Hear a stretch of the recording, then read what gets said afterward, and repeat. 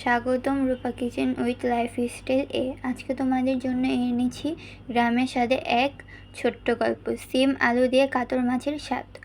চলো শুরু করি আজকের গল্পটা। ভোরবেলা গ্রামের হালকা কুয়াশা, পুকুরের ধারে শিশির আর রান্নাঘর থেকে ভেসে আসছে আগুনের গন্ধ। আমি উঠেই দেখি মা উঠোনে বসে শাক পরিষ্কার করছে। আমি বললাম, মা আজ সকালে কি রান্না হবে?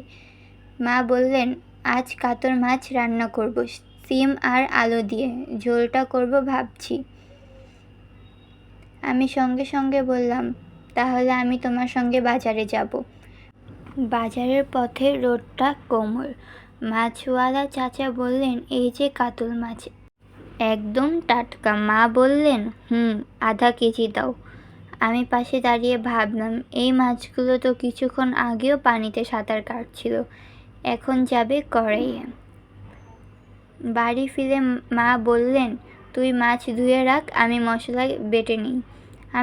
আমি নদীর ধারে বসে মাছ ধুচ্ছি। রিমি দৌড়ে এসে বলল, আপু, মা বলেছে সিম গাছ থেকে সিম পেড়ে আনতে। আমরা দুজন মিলে টাটকা সিম পাড়লাম। মা পেঁয়াজ, রসুন, আদা ফোড়ন দিয়ে ঘ্রাণে পুরো বাড়ি ভরে ফেললো। আমি বললাম, মা একটু মরিচ গুঁড়া বাড়াও না। মা হাসলেন, তুই তো এখন পুরো রাঁধুনি হয়ে যাচ্ছিস। তারপর একে একে মাছগুলো কড়াইয়ে গেল। চি শব্দে পুরো রান্নাঘর গরম হয়ে উঠল। মা সিম আর আলু দিয়ে ঝোলটা নামালেন।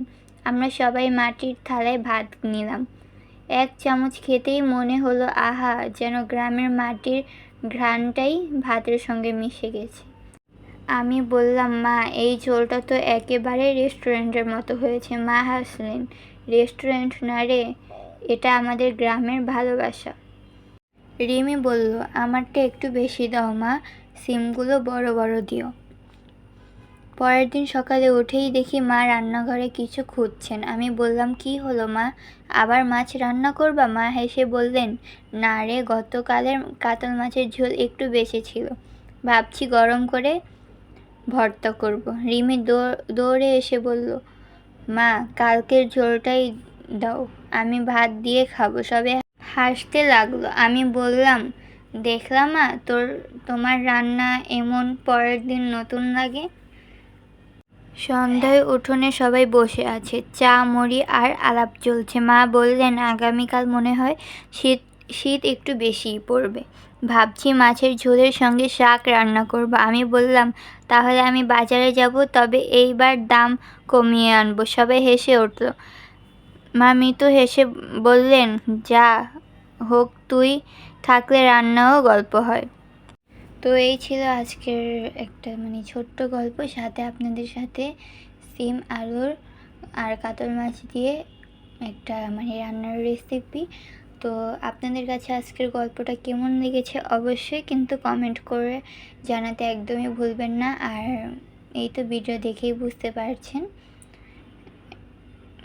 এখন হচ্ছে মাছগুলো দিয়ে দিবে। আমার কথায় যদি কোনো ভুল হয়ে থাকে তাহলে অবশ্যই ক্ষমার দৃষ্টিতে দেখবেন। আর যদি আজকের গল্পটা ভালো লেগে থাকে, লাইক দিয়ে সুন্দর একটা কমেন্ট করে যাবেন। আর যদি ভালো লাগে এরকম নতুন নতুন ভিডিও, রেসিপি, গল্প পেতে অবশ্যই আমার চ্যানেলটা সাবস্ক্রাইব করে দিবেন। সাথে বেল আইকনটা বাজিয়ে রাখবেন, যাতে করে আমার ভিডিওটা আপলোড হওয়ার সাথে সাথে আপনার কাছে সবার আগে পৌঁছে যায়। তো এই তো, এখন হচ্ছে উপর দিয়ে ধনে পাতা দিয়ে দিল। তো সবাই ভালো থাকবেন, সুস্থ থাকবেন। দেখা হয়ে যাচ্ছে আপনাদের মাঝে নতুন কোনো একটা ভিডিওতে, অথবা রেসিপি, কোনো একটা গল্প নিয়ে আপনাদের মাঝে আবারও হাজির হব। তো এই তো, সবাই ভালো থাকবেন, সুস্থ থাকবেন। আল্লাহ হাফেজ, আসসালামু আলাইকুম।